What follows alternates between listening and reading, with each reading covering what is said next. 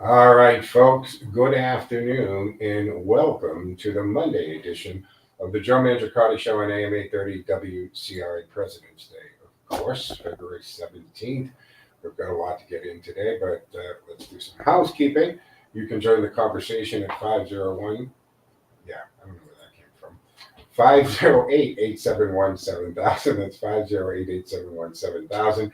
That will get you into the studio for two-way talking conversation. Conrad is flying the board back at HQ today. And you can, of course, join us on our text line at 617-297-8388, 617-297-8388. The station does stream 24/7 on the TuneIn app, so that's really great because you can take us anywhere. That's right. It's a great app to have on your phone, your device. Do me a favor, put in WCRN, see our cool logo, hit the like button, we know you're there, and then we're very easy to find. And of course, you can check out WCRNradio.com because we have this fantastic thing called Replay Link. Any show that we air out of our studios, you can listen anytime after the fact, either on the site or you can even download it as an MP3 file and listen to it later. That's a pretty cool feature. And I do stream my show on my social media platforms like Facebook, X, Twitch TV, Rumble, the Joe Mangiacotti Show. Follow me on social media, Joe Mangi Show, MANGI, Joe Mangi Show. And that's a great way to watch it. Most of you do what I think on Facebook. So do it. Oh, and it's also streaming on the station, WCRN's Facebook page. So check that out as well.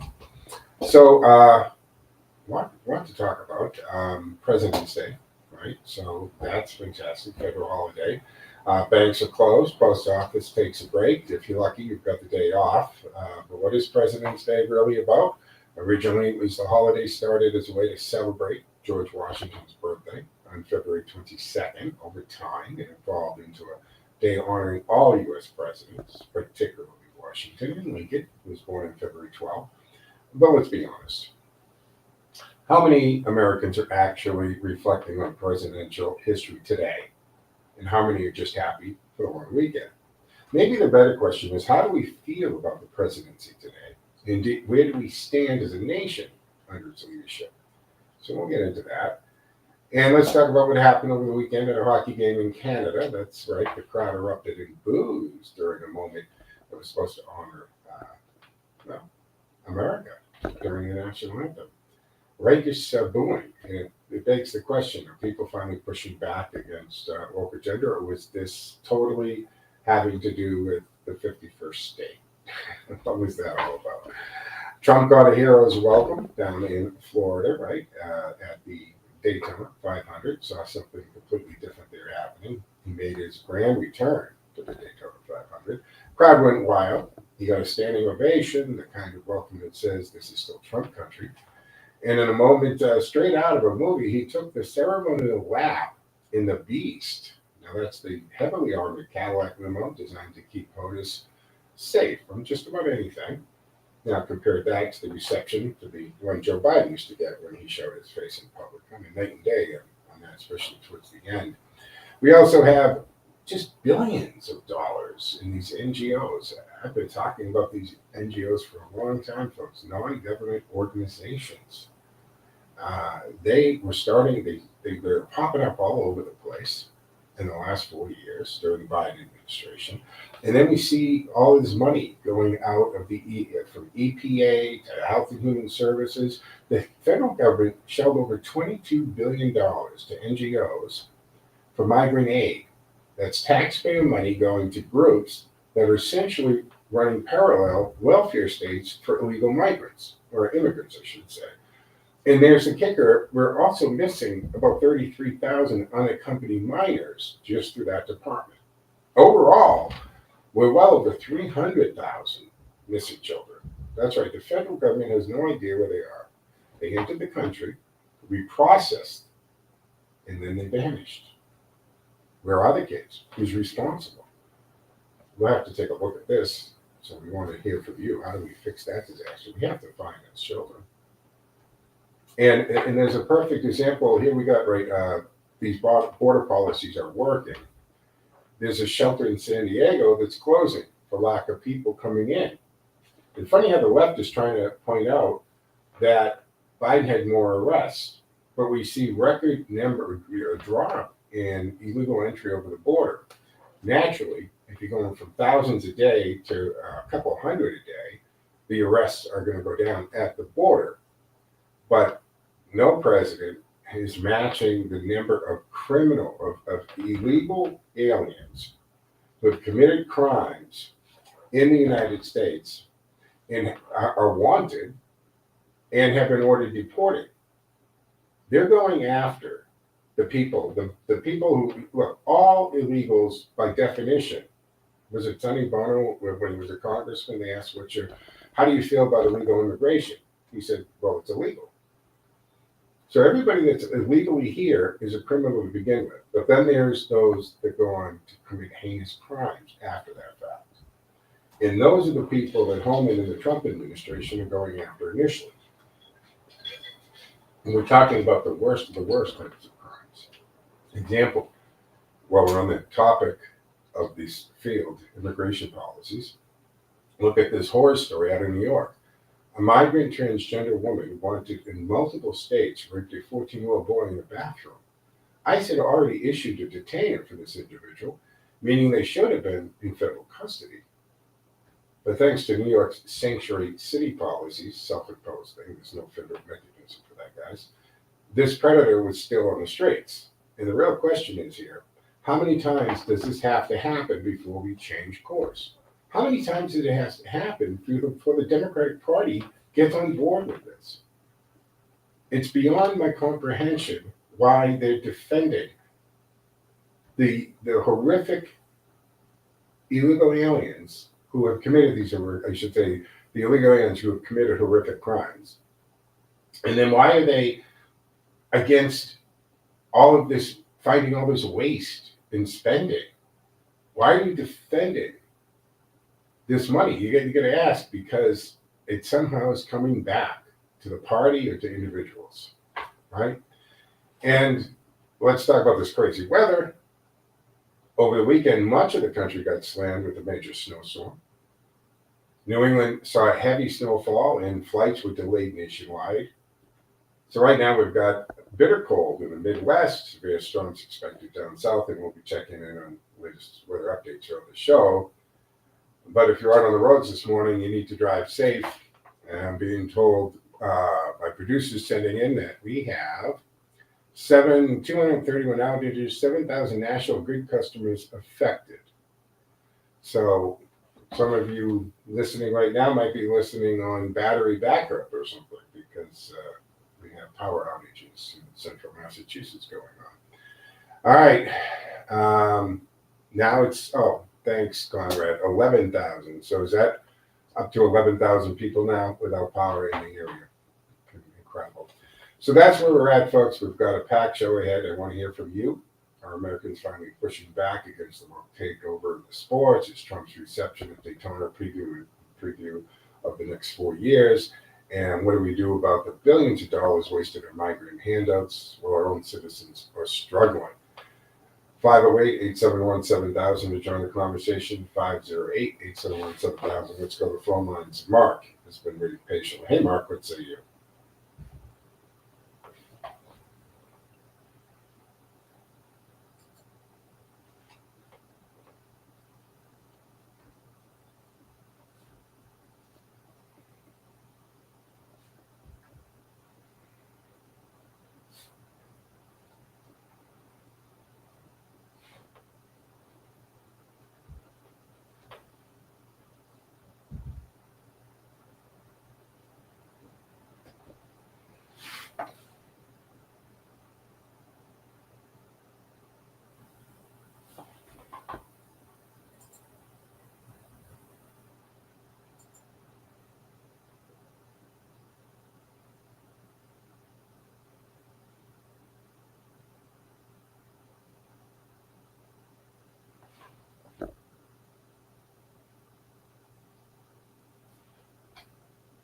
Yeah.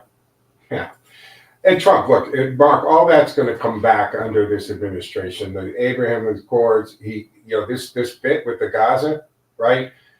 That was a way of telling the other Middle Eastern countries, you've done jack for for decades upon decades here. You've done nothing. And if we're not going to let it continue to be the status quo. Either you get your area. This is your home, not America's home. This is your area. You get it together, or we will come in, and you will take these almost 2 million, right? 1.7, 1.8 Palestinians. Okay. What? Yeah.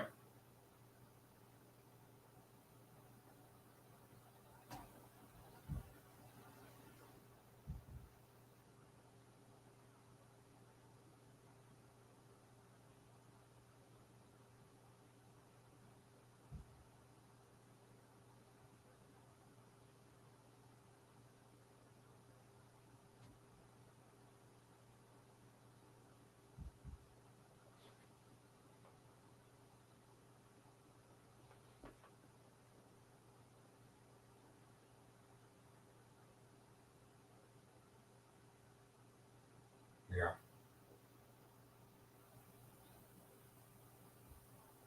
Yep. Absolutely. Mark, thank you for the call. Yeah, it is. I have both, of course, the electric bill, and then I do heat with, not heat with gas, but I have the gas stove and stuff. But mine's all on a condo fee, but they've jacked up the condo fee. So if you've got a bill, guys, a gas bill, 508-871-7000, I'd like to know what's the difference between this month, February or January last year, and this year, or just from month to month. All right, we're going to take our first break here on President's Day, Monday's edition of the Joe Mangiacotti Show on AM 830 WCRN.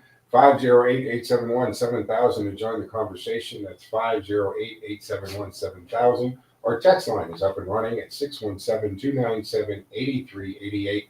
You text that number like you would any other number. It appears here in the studio. We try to work it into the conversation. I'm also streaming, so follow me on Joe Mangi Show, M-A-N-G-I. All right, folks, I'll be back in 10.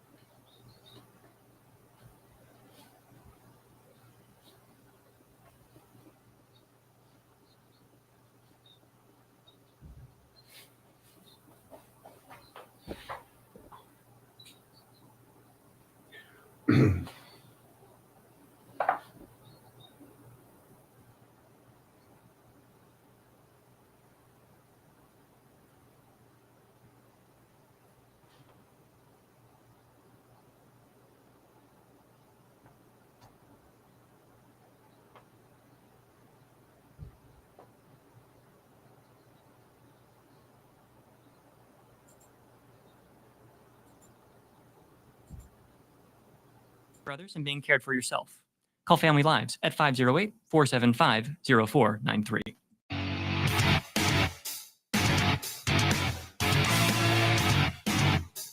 All right, folks, welcome back to the second segment on the Monday afternoon edition of the Joe Mangiacotti Show on AM 830 WCRN President's Day. You can join the conversation at 508-871-7000. That's 508-871-7000. That's how you get into the studio for two-way talk and conversation. And reminding folks that I'm broadcasting from the Cameo studios, and the Cameo cam is on, so you can watch and listen to the show on Facebook, X account, Twitch TV, LinkedIn profile, or the Rumble channel, the Joe Mangiacotti Show on Rumble. You can Google all that and find it, or just follow me at Joe Mangi Show. All right, 508-871-7000 to get into the conversation. You know, the media's claim that there is no fraud in government is it a deliberate blind spot here? Because I watched Akeem Jeffries and a bunch of other left, Democrats and left spokespeople literally saying it's misinformation and it's not true. Don't listen to this. But math is math, folks. Numbers are numbers. And who's spewing misinformation when and they why? Oh, they are really after Elon Musk, right? He used to be the darling of the left. He's the father of the electric car, right? He was just this wonderful when he was a Democrat and seemed to be drinking that Kool-Aid with them. But as soon as he kind of said, wait a minute, you guys, this doesn't make sense, and this is affecting the country and this and that, oh my God, right? They've turned on him. And it seems like Elon, now I don't think this is by design, but it's like Elon's getting the brunt of their attention and not Trump as much. Now, don't get me wrong. They still hate Trump and going after Trump. But Trump has the highest approval rating he's ever had, including any time in his first term. And it seems like their anger and going after Elon has taken some attention away from Trump. And they're after this guy. Then they're even, criticizing his kid in the Oval Office. It's ridiculous. But for years, right, mainstream media outlets have pushed this narrative that there is no widespread fraud in government. Or they've talked about, watched one saying, oh, since all my career into this, I've heard about this fraud. Where is it? Well, you haven't been looking for it. That's our question. Where is it? Because we know it exists, because we've heard about some of the ridiculous money that went out of the coffers, the taxpayers' money, here and there over the years. And really, you'd have to go back to the Ronald Reagan days when we talked openly about fraud and grift and all that. So my response to you Democratic Congress people trying to say this isn't it, and how come, I've heard about it for years, but I've never seen it. Well, not only you haven't seen it because you haven't been looking for it. And now that we are looking at it, you're trying to tell us there's nothing here. Leave this alone. You're going to make kids sick and you're going to starve people. That's the misinformation. So whether it's election integrity, federal spending, or the migrant crisis, the media has insisted that any concerns raised are simply conspiracy theories. Right? They want to make you out to be a nut job, put you on the fringe. They call it misinformation. But when you look at the facts, the real question isn't whether fraud exists, it's just how deep it runs and why the media refuses to acknowledge it. Billions in taxpayer money. Where does it go? Let's look with this number here, right? That should shock every American. $22 billion. That's how much the Department of Health and Human Services issued to NGOs. Again, those are non-governmental organizations for migrant aid under that tab, under that auspice, right? The result, a completely untraceable, unaccountable black hole of spending. These organizations are given billions in taxpayer funds, yet there is little to no oversight on where the money goes or how it's being used. So that means it can come back into politicians' pockets or campaigns. I'd like to know how many of these NGOs, and remember, I've talked about this, the Project Veritas, where they had one of the Biden administration flunkies out there and flirting with the undercover reporter and trying to impress him, and said, oh my goodness, the Biden administration, it's like they're throwing gold bricks off the Titanic. Lee Zeldin came out that they parked $20 billion in a bank to be shuffled out and dispersed among these NGOs for green deals. That bank should be held accountable because that's a money laundering operation. So they're throwing all this money out the door. He was trying to spend it all and commit it all before Trump took office. So there's no oversight in how this money's going. And when investigative reporters try to follow the money, they usually hit a dead end. Not all of them. Thank goodness for things like Project Veritas. But here's where it gets even worse. We've got 33,000 migrant children missing just through this program. The government processed it, handed them off to sponsors, and then no follow-up. That's one agency. Overall, we're looking at 330,000 minors. And when I say we process them, it means that we, the United States government, acknowledged them when they illegally came over the border, registered them, and then handed them over to somebody who's supposed to be a sponsor or a family member. But there was no vetting process. And those reporters that have looked into this, I mean, it's going to be looked into now with Tom Homan and these people on the case, but prior to November 20th, the reporters that went to follow this up, they would find vacant buildings or businesses or literally homes boarded up, nobody living there. So where are these children? Who did we turn them over to? And the fact that we process them, that we acknowledge them, we took responsibility for them. And so what is happening to them now? Are they slave labor? Are they in the sex trade? What is going on? No answers.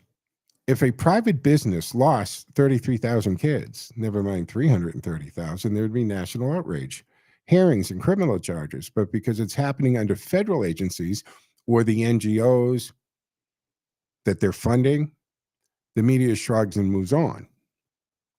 But how many of these NGOs around the country were created a short time before $1 billion was sent to them?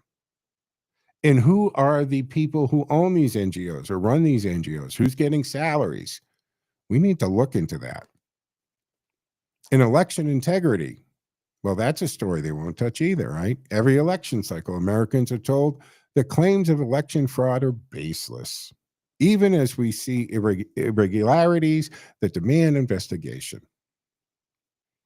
2020, we were told it was the most secure election in history, despite evidence of mass mail-in ballot errors, duplicate voting, changes in election laws made without legislative approval. They were made by governors and secretaries of states, which isn't how it's done.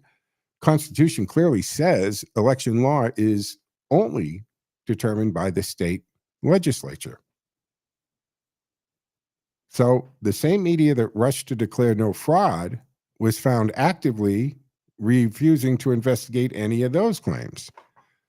And they wonder why mainstream media isn't respected, isn't trusted, isn't being watched anymore. And in 2024, we saw that there was a lot of groundwork laid for the same playbook. But the National Republican Committee and the Trump people specifically were in all 50 states challenging anything that was fishy. So corrupt media's role in the cover-up at this point is clear that mainstream media isn't just failing to investigate government fraud, they're actively participating in the cover-up. When whistleblowers step forward, they're discredited. When government watchdogs raise concerns, they're ignored. And when alternative media reports on these issues, they're censored and deplatformed. Why? Because the media is no longer a watchdog for the people. It's a public relations machine for the Democratic Party. And the Trump administration, for the first time, has opened White House press credentials, those that are allowed to be in the press room at the briefings, to bloggers and alternative media. And I think that's a good move because that's where America is getting information. You can see the headlines, but there are few citizen reporters, or they're on Substack or what have you. but you have to look at Outkicked in some of these other places. There's a couple of people I follow on social media because they're living in Seattle or they're traveling around to the cities and they're live streaming what they're watching, and you're not getting it filtered through the news directors. So the bottom line, Americans deserve the truth. The American people, we're not stupid. They see what's happening with the government waste and corruption and election manipulation. Sean Hannity sat down with Trump and Elon Musk, and that was one of the points that the president was making, is that American people cannot be duped over and over. We've been duped for a long time, but I think people have woken up, and you can't put that genie. Unfortunately, you know, for you mainstream media, you can't put that genie back in the bottle. The media can try to bury the truth, but they can't change reality. Fraud in government is real, widespread, systematic even. And until we demand accountability, it will continue to be unchecked. So the next time the media tells you they found no evidence of fraud, you ask yourself, did they actually look, or did they just decide not to see it? I think that's pretty self-explanatory. So I'm venting on this because all weekend I saw the spin the left is trying to put on this, that all these reports of, and now we're broaching what, $1 trillion when they start adding everything up, that it's all misinformation and not truth. Not true. Math is math, folks. $20 billion parked in a bank under the EPA isn't misinformation, because you got the account, you got the balance, and nobody taking credit for what this money is for. Claw that back, just like they did the $80 million to New York City. Folks, we have to take the mid-show break here on the Monday edition, President's Day edition of the Joe Mangiacotti Show on AM 830 WCRN. I'm Joe Mangiacotti. You can join the conversation at 508-871-7000. That's 508-871-7000. Lines open and available. Don't forget our text line at 617-297-8388. Hey, stick with us. We'll be back in 2 and 10, folks.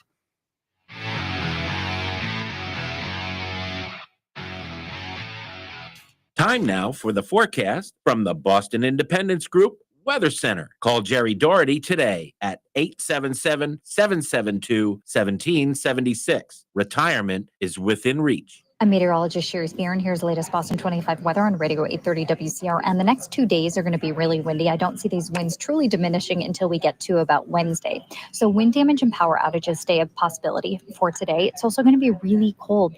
That means the feels like temperature or the wind chill is probably going to be in the single to at most the teens throughout the day. Please bundle up. Get ready for a wind-blown, chilly day today. You might even see a couple of flurries. I'm meteorologist Sherry Spear, and you can hear Boston 25 live for the Morning Drive weekdays on AM 830 WCRN. More live and local radio is next. Stay tuned to Radio Central 830 WCRN.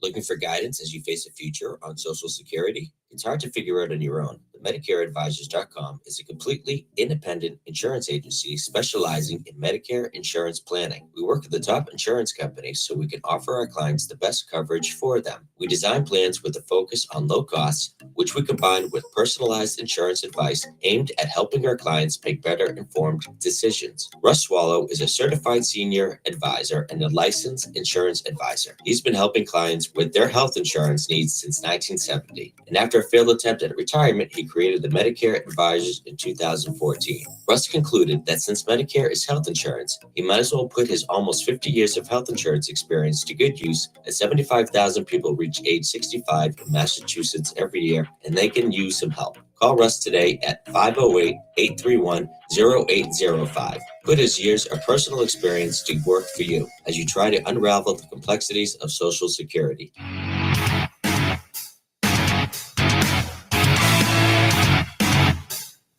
All right, folks, welcome back to the second half of the Monday edition of the Joe Mangiacotti Show on AM 830 WCRN. President's Day. That's right.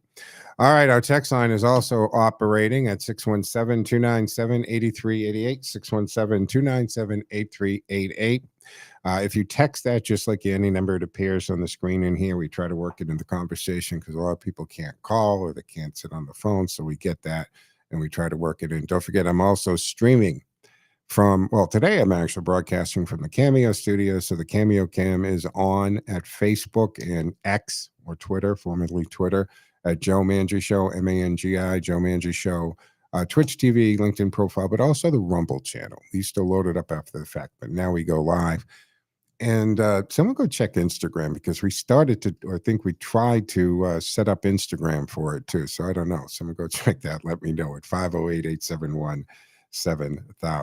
Hey, I got to talk about this. Mark Rubio schools Margaret Brennan on some basic history. Did you catch this on Sunday? So yesterday, newly appointed Secretary of State Mark Rubio, he appeared on Face the Nation with Margaret Brennan.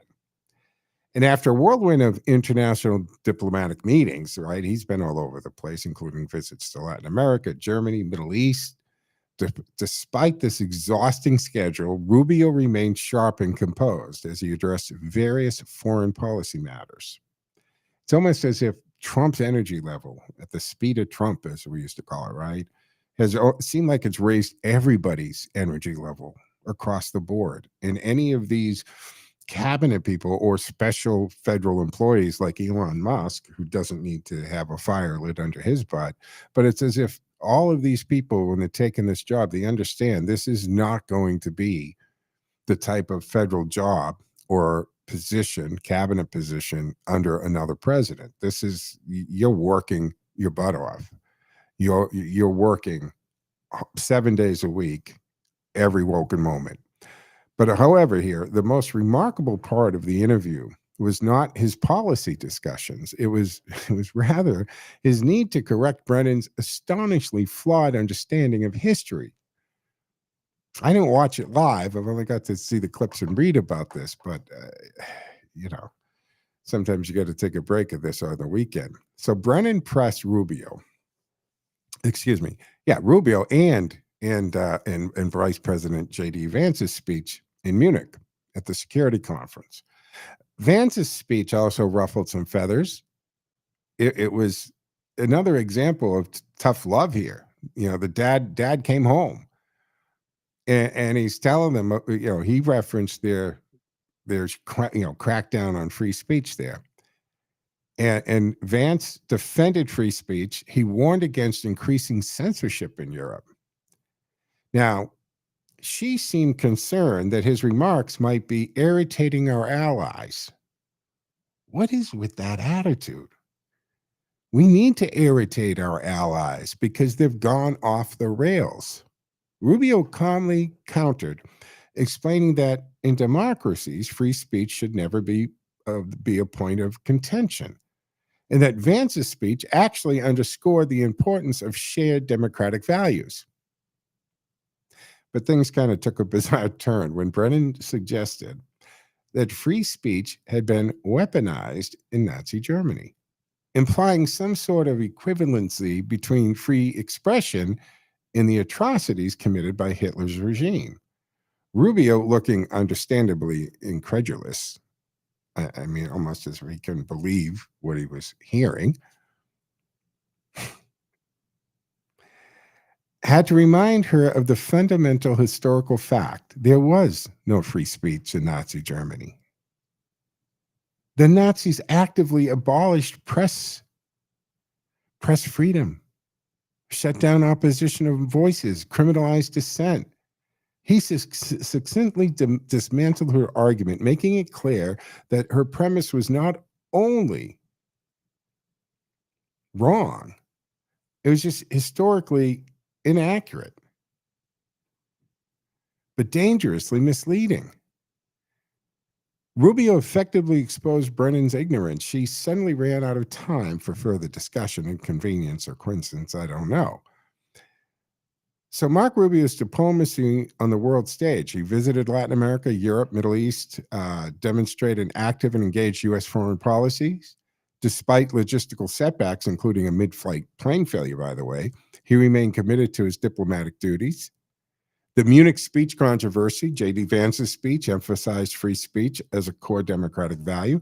Brennan's concern about irritating our allies reveals a troubling discomfort with basic democratic principles by these people. Brennan's blunder, shocking display of historical illiteracy.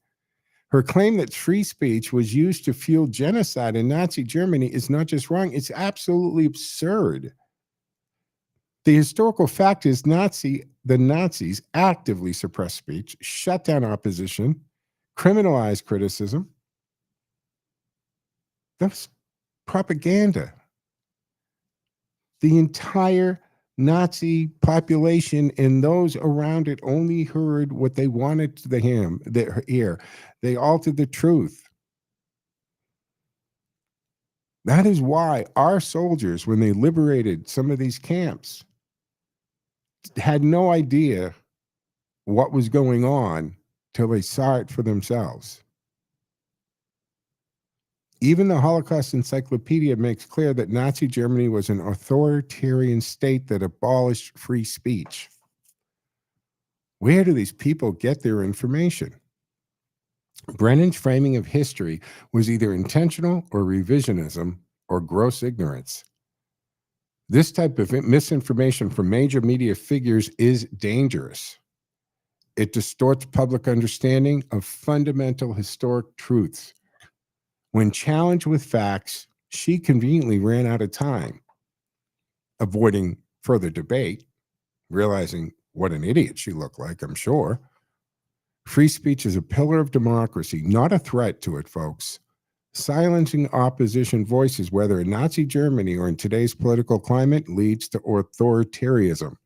Rubio's claim, yet firm response, his calm and firm response, serves as a lesson in standing up for truth against this media spin. Rubio's interview was not just a masterclass in diplomacy here, but also a necessary correction of media misinformation, I should say. If a journalist at a major network doesn't understand something as basic as free speech under the Nazi regime, what else are we getting wrong with them? That is crazy, folks. 508-871-7000. Let me jump to the phone. Ken's been waiting patiently. Hey, Ken, what say you? Sorry to make you wait there, buddy. Oh, no problem, Joe. Yeah, Margaret lives in a blue bubble, and she's closing in hard for the dumbest liberal media person in the world. Oh, my God. That's a stiff competition. Oh, yeah. Joy Reid and the like. Yep. But she's closing in hard. Joy Reid. That might be dumber than anything Joy Reid has ever said. Because Joy just says wild things, makes wild claims. You don't expect it. I'm remembering something about when I guess she got the job, so it's a few years ago. Didn't people come up with or point out that she had real racist and homophobic tweets in going back years? Yeah. And she tried to say she got hacked like 8 years earlier or something stupid. Yep. Yeah. Any other station, she would have been fired on the spot. Yep. Yeah. Or not, true. Or she wouldn't have gotten through the vetting process. I mean, what does she make? I don't know. Probably $7 million a year, maybe. Your guess is good as mine. Yeah.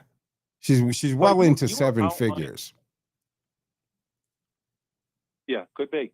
You were outlining, all that's going on with USAID, and why doesn't the other side want to cut out this waste? That's very exactly. simple. My question too. Why are you against this? No. Very easy answer, Joe. The process is we use the fourth branch of government, the bureaucracy, USAID, to pay the fifth branch of government. Many people don't realize, there's a fifth branch now. NGOs. Mm-hmm. So when the fourth branch pays the fifth branch pays the politician. Yeah. Hey, you're preaching to the choir when it comes to the NGOs, Ken. I warned us about these NGOs at the beginning of Biden's presidency because they were popping up all over the place. And I told you almost 5 years ago, folks, watch the NGOs. That is where all this tax money is going. And once it gets sent over there, accountability is gone. And who owns these and who's running them, right? Who said these? This like Soros. mostly, yeah, or his minions, or You know how his much Soros network. gets? Say again. I've heard he gets over 200 million indirectly from USAID a year. Yeah.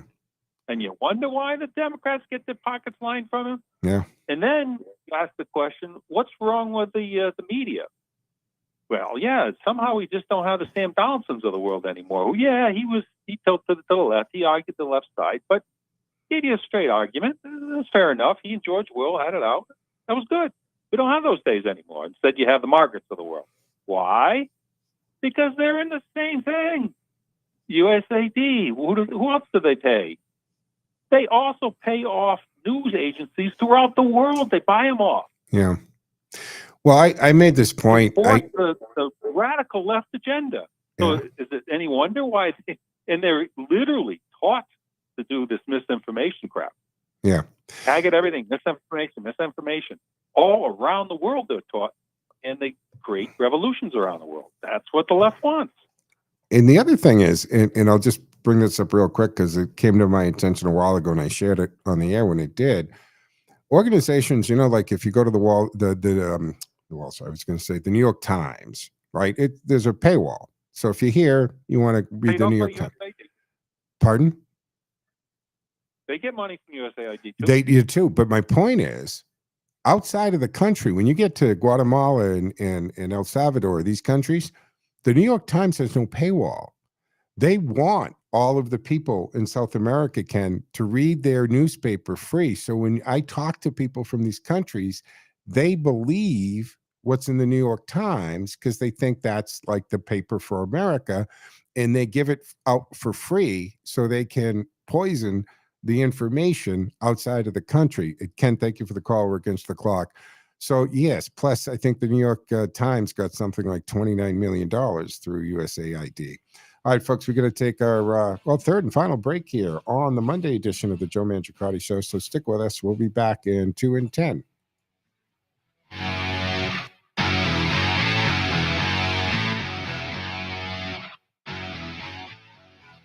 Looking for guidance as you face a future on Social Security? It's hard to figure out on your own. But MedicareAdvisors.com is a completely independent insurance agency specializing in Medicare insurance planning. We work with the top insurance companies so we can offer our clients the best coverage for them. We design plans with a focus on low costs, which we combine with personalized insurance advice aimed at helping our clients make better informed decisions. Russ Swallow is a certified senior advisor and a licensed insurance advisor. He's been helping clients with their health insurance needs since 1970. And after a failed attempt at retirement, he created the Medicare Advisors in 2014. Russ concluded that since Medicare is health insurance, he might as well put his almost 50 years of health insurance experience to good use, as 75,000 people reach age 65 in Massachusetts every year, and they can use some help. Call Russ today at 508-831-0805. Put his years of personal experience to work for you as you try to unravel the complexities of Social Security. Polar Park is the place to play, so treat yourself to a private suite at the best ballpark in AAA. Suite rentals are the best way to enjoy a fully catered and climate-controlled experience at the park. Whether you choose to watch the game from inside of the suite or out in your seats, it's the ultimate experience for a special occasion. Visit WooSox.com or call 508-500-8888 to reserve your suite today. Looking for a station that brings you all sides of the story? Tune in to 50,000 watt powerhouse WCRN, where the left and the right meet in the middle. Whether you lean left, lean right, or just want to stay informed, WCRN has you covered with diverse voices, lively debates, and thought-provoking discussions. From politics and health to pop culture, you'll hear it all right here. Radio Central, where opinions from both sides come together for the conversations that matter. From the center of the dial, the center of New England, and the center of information, AM 830, WCRN, Radio Central. All right, folks, welcome back to the fourth and final segment here on the Monday afternoon edition of the Joe Mangiacotti Show on AM 830 WCRN Radio Central. You can join the conversation for the remainder of the hour at 508-871-7000. Text us at 617-297-8388. And just before I was coming in to the studio to get ready to do the show, they broke in on, I think it outnumbered or something, to say that the judge did not or isn't allowing the restraining order, or what in essence was a restraining order against Doge. So a federal judge expressed a lot of skepticism of efforts seeking to bar Donald Trump's administration from accessing federal data and firing federal workers when hearing remarks from the bench today. Today, federal holiday. The courts are closed normally today, folks, right? So Judge Chutkan has yet to issue the ruling in the case, which relates to billionaire Elon Musk and the Department of Government Efficiency, Doge, and their efforts to curb government spending. Chutkan says she will rule within 24 hours. When this first started with this, and now they're just, it's lawfare again, right? They're going to sue every executive order. That's fine. Republicans sued, Democratic president's orders, like when Joe Biden was spending your tax dollar on forgiving, which means paying off student loan, which you as a taxpayer have no obligation to do. Those were contracts. Those students or those, they took that money out for their education. And if you're arguing that they didn't know what they were doing, then maybe they shouldn't be in college. They knew exactly what they were doing. They're taking on this debt. That was their choice. It's not up to us to pay that debt.